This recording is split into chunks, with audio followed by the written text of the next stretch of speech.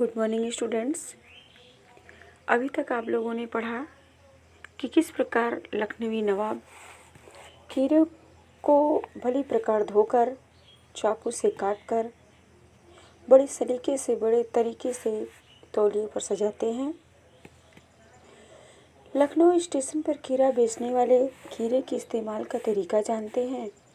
ग्राहक के लिए जीरा, मिला नमक और पिसी हुई लाल मिर्च की पुड़िया भी हाजिर कर देते हैं।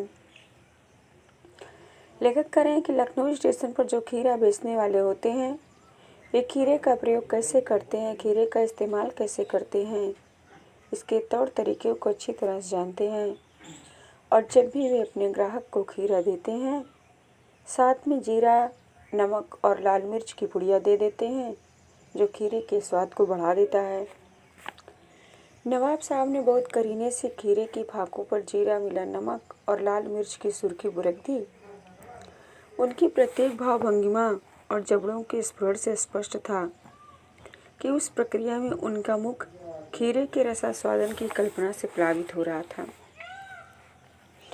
लेखक कह रहे हैं कि नवाब साहब ने बहुत करीने से, बहुत सलीके से खीरे की फाकों को जीरा, मिला नमक और लाल मिर्च की जो सुर्खी थी, जो उसका मिश्रण था, उसे उस पर छिड़क दिया और उनकी प्रत्येक भाव भंगिमा को, प्रत्येक क्रियाकलाप को, उनकी एक्टिविटी को देखकर जो उनके जबड़ों में स्फुरण हो रहा था, फड़कन हो रही थी, हिल रहे थे, उसे देखकर ऐसा प्रतीत हो रहा था मानो खीरे के रस के आनंद से ही, कल्पना से ही वो डूब रहे हैं, प्लावित हो रहे हैं, पानी उनके मुंह में पानी भर रहा है।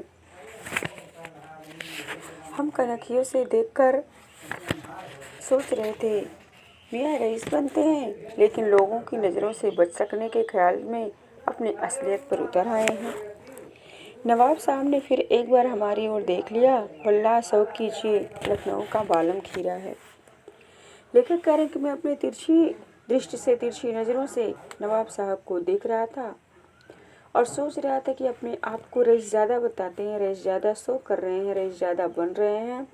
इनके अंदर दिखावापन है, पाखंड है और लोगों की नज़रों से बचने के लिए जो इनका वास्तविक रूप है, जो इनकी वास्तविकता है, वह छिप नहीं सकती, वह वास्तविकता सामने आ रही है। नवाब साहब ने फिर एक बार हमारी ओर देखा और कहा कि शौक कीजिए, यह लखनऊ का बालम खीरा है। लखनऊ का बालम खीरा प्रसिद्ध है, आप इसका रसास्वादन कीजिए, इसको खाइए। नमक मिर्च छिड़क दिए जाने से ताजे खीरे की पनियाती फाके देखकर मुंह में पानी जरूर आ रहा था, लेकिन इनकार कर चुके थे। आत्मसम्मान निभाना ही उचित समझा। उत्तर दिया, शुक्रिया, इस वक्त तलब महसूस नहीं हो रही, मैदा भी जरा कमज़ोर है, कृपया शौक फरमाएं। लेखक कह रहे हैं कि जब खीरे पर नमक और मिर्च का बुरादा छिड़क दिया गया, मिश्रण उस पर छिड़क दिया गया, तो खीरे का स्वाद और भी बढ़ गया था। और उसे पनियाती का तात्पर्य है यहाँ रसीली, कि रसीली फाकों के देखकर जो खीरे में से जो रस टपक रहे थे, उसकी रसीली फाकों को, रसीले टुकड़े को देखकर खाने के लिए मुंह में पानी जरूर आ रहा था, किंतु पहले मना कर चुके थे। इसलिए आत्मसम्मान को निभाना, आत्मसम्मान का निर्वहन करना उचित समझा और जवाब दिया, शुक्रिया, इस वक्त मुझे खीरे की ज़रूरत महसूस नहीं हो रही है, मेरा मैदा यानी अमाशय भी कमज़ोर है, आप कृपा करके आप शौक फरमाएं, आप ही खीरे खाएं। नवाब साहब ने सतृष आंखों से नमक मिर्च के संयोग से चमकती खीरे की फाकों की ओर देखा, खिड़की के बाहर देखकर दीर्घ श्वास लिया, खीरे की एक फाक उठाकर होठों तक ले गए, फाक को सूंघा। अब लेखक कह रहे हैं कि लेखक के उत्तर को सुनकर, लेखक के जवाब को सुनकर नवाब साहब ने नमक मिर्च लगे हुए खीरे को अपनी चमकती हुई आंखों से देखा। इसके बाद खिड़की से बाहर देखकर लंबी सांस ली, दीर्घ निश्वास यानी लंबी सांस ली, खीरे की एक फाक को उठाकर अपने होठों तक ले गए, फाक को सूंघा, स्वाद के आनंद में पलकें मूंद गई, मुंह में भर आए पानी का घूंट गले से उतर गया। तब नवाब साहब ने फाक को खिड़की से बाहर छोड़ दिया। नवाब साहब खीरे की फाकों को नाक के पास ले जाकर वासना से रसास्वादन कर खिड़की के बाहर फेंकते गए। लेखक कह रहे हैं कि जो नवाब साहब की नवाबशाही थी, उन्होंने खीरे को उठाकर अपने होठों के पास ले गया, खीरे के टुकड़े को सूंघा और ऐसा प्रतीत हो रहा था मानो उन्होंने खीरे का रसास्वादन कर लिया है, खीरे को खा लिया है और उसका स्वादिष्ट जो उसका आनंद है उनके मन में, उनके मुंह में, उनके शरीर में रोमांचित हो रहा है और आनंद के कारण उनकी आंखें बंद हो गई, उनकी पलकें बंद हो गई, मुंह में पानी भर आए, पानी का घूंट गले से उतर गया। तब नवाब साहब ने फाक को खिड़की से बाहर छोड़ दिया।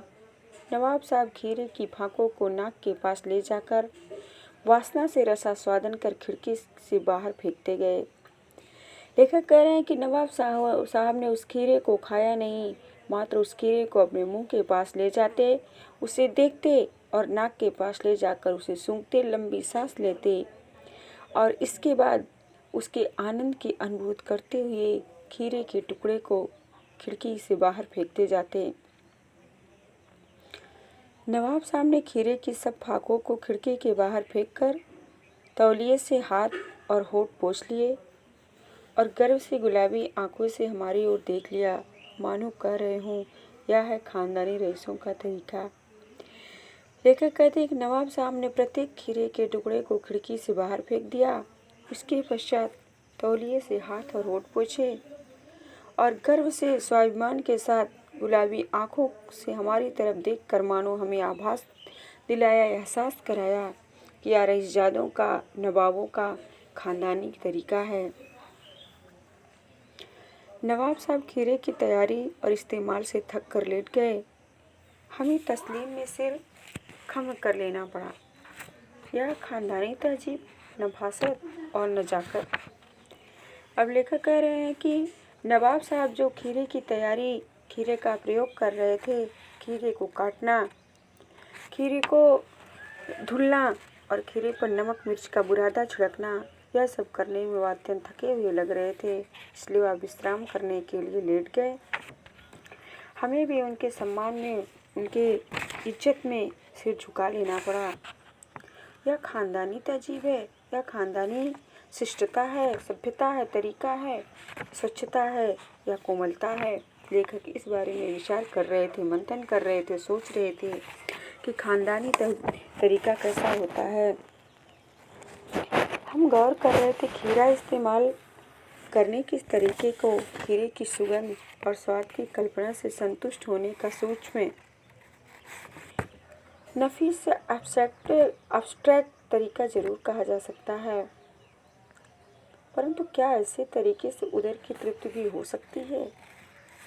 लेखक कह रहे हैं कि हम इस बात पर विचार कर रहे थे, सोच रहे थे कि खीरे का जो इस प्रकार का प्रयोग किया जाना, उसके सुगंध और स्वाद की कल्पना से संतुष्ट हो जाना, क्या यह बढ़िया तरीका है? क्या इसे बढ़िया तरीका कहा जा सकता है? और क्या इस तरीके से हमारे पेट, उदर माने पेट, क्या हमारे पेट की तृप्ति हो सकती है? हमारा पेट भर सकता है, उदर की तृप्ति हो सकती है, व्यक्ति संतुष्ट हो सकता है।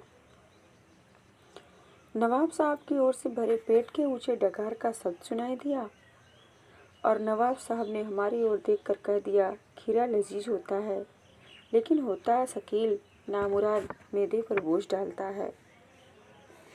लेखक कह रहे हैं कि नवाब साहब की ओर से जब उन्हें डकार सुनाई दी और नवाब साहब ने लेखक की ओर देखकर कहा, खीरा लाजवाब होता है, किंतु यह आसानी से पचने वाला नहीं होता है। यह पेट पर या अमाशय पर इसका बुरा प्रभाव पड़ता है, उस पर बोझ डालता है। ज्ञान चक्षु खुल गए, पहचाना ये नई कहानी के लेखक। खीरे की सुगंध और स्वाद की कल्पना से पेट भर जाने का डकार आ सकता है, तो बिना विचार, घटना और पात्रों के लेखक की इच्छा मात्र से नई कहानी क्यों नहीं बन सकती? लेखक करें कि नवाब साहब के नवाबी ढंग को देखकर, नवाबी तौर तरीकों को देखकर हमारे ज्ञान के नेत्र खुल गए। हमारे जो आंखों पर ज्ञान अज्ञानता का पर्दा पड़ा था वह हट गया और हमने यह अपने मन में सोचा कि यह नई कहानी के लेखक हैं। जब खीरे को बिना खाए ही उसके सुगंध मात्र से, उसके स्वाद की कल्पना मात्र से पेट भर जाता है, डकार आ जाती है, संतुष्टि मिल सकती है, तो किसी कहानी या किसी लेखन को लिखने के लिए विचार और पात्रों की क्या ज़रूरत है। कोई कहानी बिना विचार किए, बिना घटना स्थान, बिना पात्रों के रहने से मात्र लेखक की इच्छा से हो सकती है और इस प्रकार अनेकों नई कहानी बन सकती है। तो क्यों ना बिना सोचे, बिना समझे, बिना घटना, बिना स्थान के ही हम कोई नई कहानी लिखते हैं।